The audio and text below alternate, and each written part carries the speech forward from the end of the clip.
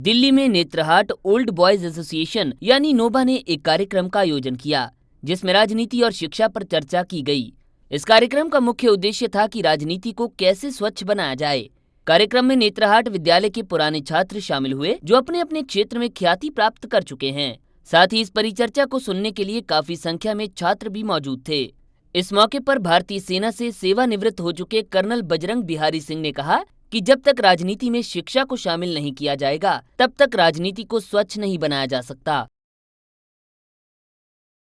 ये प्रोग्राम इसकी ज़रूरत इसलिए पड़ी है कि राजनीति ने का जो हाल देश में हो रहा है इस समय, वो शिक्षा को बिल्कुल बदहाल कर दिया है। आपने बिहार से खबरें सुनी, आपने सुना कि देश में डिग्रियां बिक रही हैं। प्रोफेसर राजपूत को आपने सुना कि बीएड कॉलेजेस में डिग्रियां बिक रही हैं।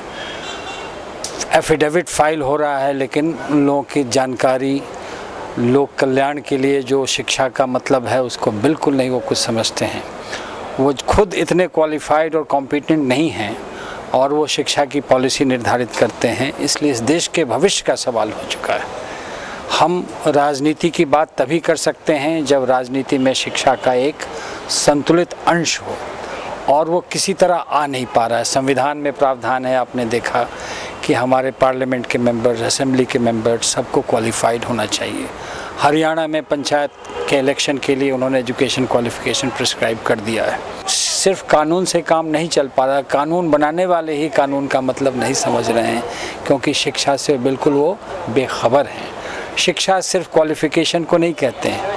शिक्षा का मतलब है लर्निंग, जो लाइफ लॉन्ग, जीवन भर अपने अनुभवों से, नॉलेज से विजडम तक जाने की बात जो जॉर्ज बर्नार्ड साहब ने कही थी, उसकी बात हम लोग कर रहे हैं। ये वो बहस है जिस बहस से छन करके कुछ न कुछ प्रस्ताव आएगा, जिसको हम आगे पार्लियामेंट की तरफ और हो सके तो सुप्रीम कोर्ट और जुडिशरी तक ले जाने की कोशिश करें।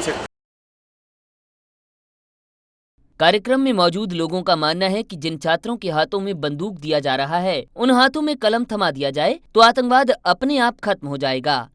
दिल्ली से राकेश सैनी, पंजाब केसरी टीवी।